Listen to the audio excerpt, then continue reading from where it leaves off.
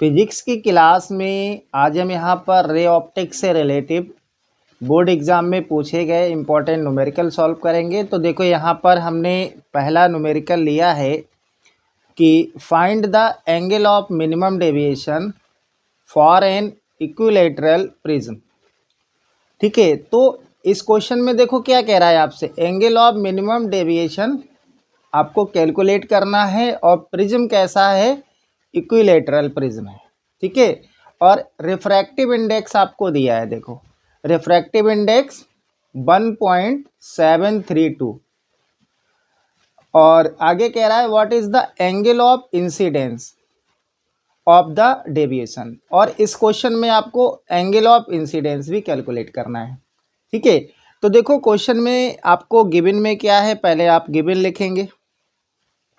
तो गिवन में आपको रिफ्रैक्टिव इंडेक्स दे रखा है।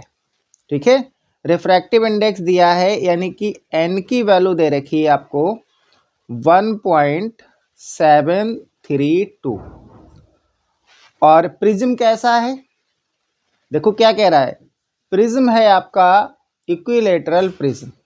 और इक्विलैटरल प्रिज्म में क्या होता है कि उसका जो एंगल होगा प्रिज्म का वो 60 डिग्री का होता है। यानी कि यहाँ पर हम प्रिज्म एंगल लिख सकते हैं A = 60 डिग्री। फाइंड क्या करना है, फाइंड करना है सबसे पहले हमें मिनिमम डेविएशन फाइंड करना है, यानी कि डेल m = और एंगल ऑफ इंसिडेंस, यानी कि हमें यहाँ पर I भी क्या करना है, कैलकुलेट करना है। ठीक है, तो ये आपका गिवन हो जाएगा। इसके बाद देखो यहाँ पर क्या करेंगे हम लोग, प्रिज्म के रिफ्रैक्टिव इंडेक्स का फार्मूला लगाएंगे, प्रिज्म के रिफ्रैक्टिव इंडेक्स का फार्मूला लगाएंगे और रिफ्रैक्टिव इंडेक्स का फार्मूला होता है n होता है sine A plus del m और डिवाइडेड बाय 2 और इसके डिवाइडेड बाय होता है साइन A/2। वैल्यू पुट कर देंगे, देखो A की वैल्यू गिवन में है हमारे पास, n की वैल्यू भी गिवन में है, दोनों वैल्यू आप इसमें पुट कर देंगे। तो n कितना है, n दिया है आपको, देखिएगा n आपको यहाँ पर गिवन में दे रखा है, n आपके पास है 1.732 इक्वल टू साइन A दिया है 60 डिग्री प्लस डेल m और डिवाइडेड बाय 2 और फिर फार्मूले में क्या है, साइन A/2 यानी कि साइन 60 डिग्री बाई 2 ये है। ठीक है, अब जो 1.732 है ये √3 की वैल्यू होती है। ठीक है, यानी कि √3 की वैल्यू होती है, तो इसको हम लिख सकते हैं √3 equal to sine 60 degree plus del m divided by 2 और इधर देखो क्या है, साइन 60/2, तो ये साइन 30 डिग्री हो जाएगा, 2 से जब आप डिवाइड करेंगे तो ये आ जाएगा आपके पास साइन 30 डिग्री। ठीक है, समझ में आ रहा होगा।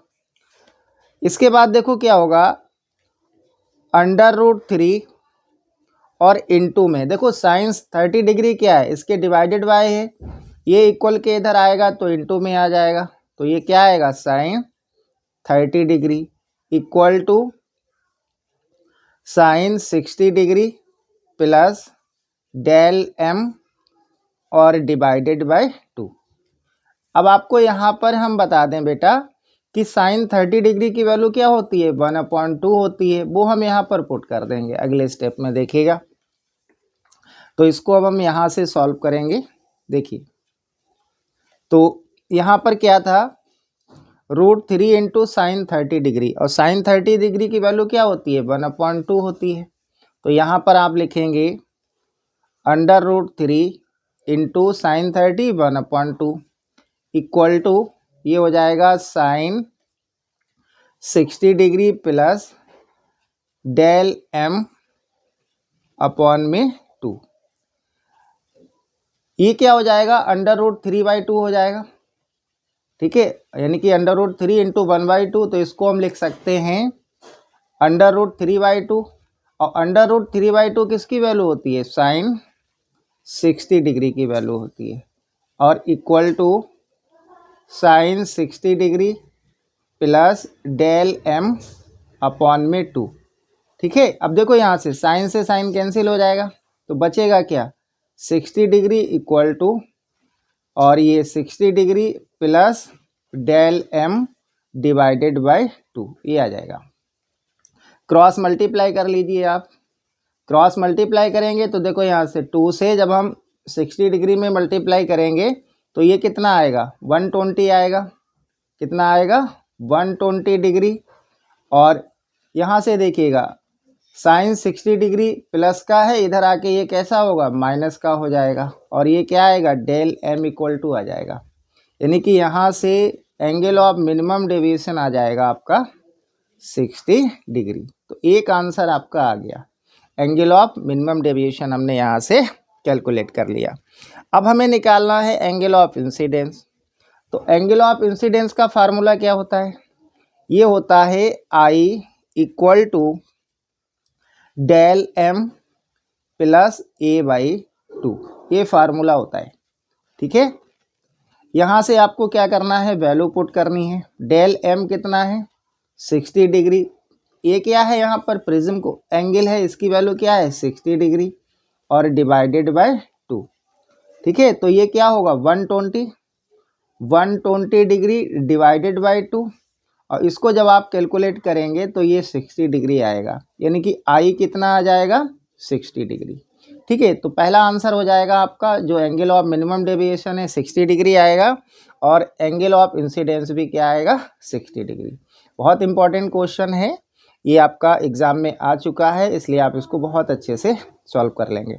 देखिएगा अगला क्वेश्चन यहाँ पर लिया है, ये भी आपका बोर्ड एग्जाम में पूछा गया है। कह रहा है 2 लेंसेज ऑफ पावर, 2 लेंस हैं आपके पास, उनकी पावर दे रखी है +5 D का मतलब डायोप्टर एंड -3 डायोप्टर, ठीक है, और दोनों कैसे हैं, कांटेक्ट में हैं। आपसे कह रहा है find the power and focal length of lens combination, यानी कि जो कॉम्बिनेशन लेंस की आपको पावर कैलकुलेट करनी है और फोकल लेंथ कैलकुलेट करनी है। तो सबसे पहले आप गिवन में लिखिए, आपको दोनों लेंस की पावर दे रखी है, P1 दिया है आपको +5 डायोप्टर, और P2 दिया है आपको -3 डायोप्टर। तो यहाँ से आपको देखो कॉम्बिनेशन लेंस की पावर, यानी कि P equal to question mark और F equal to question mark, F calculate करना है। तो पहले आप P कैलकुलेट करेंगे, तो P का फार्मूला क्या होता है, ये होता है आपके पास P equal to P1 + P2, value put करिए, P1 कितना है 5, और प्लस P2 कितना है -3, तो ये हो जाएगा 5 और प्लस -3, यानी कि यहाँ पर कॉम्बिनेशन लेंस की जो पावर है वो 2 डायोप्टर आ जाएगी, कितनी आएगी, 2 डायोप्टर, ठीक है। अब हमें यहाँ से कैलकुलेट क्या करना है, फोकल लेंथ, कॉम्बिनेशन लेंस की फोकल लेंथ कैलकुलेट करनी है। इसका फार्मूला क्या होता है, P = होता है 100/F, और F कैलकुलेट करना है, तो ये क्या होगा, 100/P हो जाएगा। वैल्यू पुट करिए, 100/P कितना है, 2 है, तो यहाँ से F आ जाएगा 50 सेंटीमीटर, कितना आएगा, 50 सेंटीमीटर आ जाएगा। अगर आप मीटर में लिखना चाहते हैं तो 0.5 मीटर हो जाएगा, उसके लिए आप क्या करेंगे, इसमें 100 से डिवाइड कर देंगे, तो ये क्या होगा, 0.5 मीटर हो जाएगा, ठीक है। तो कॉम्बिनेशन लेंस की पावर कितनी आ गई आपके पास, +2 डायोप्टर, और फोकल लेंथ कितनी है, 50 सेंटीमीटर, या हम इसको 0.5 मीटर भी लिख सकते हैं।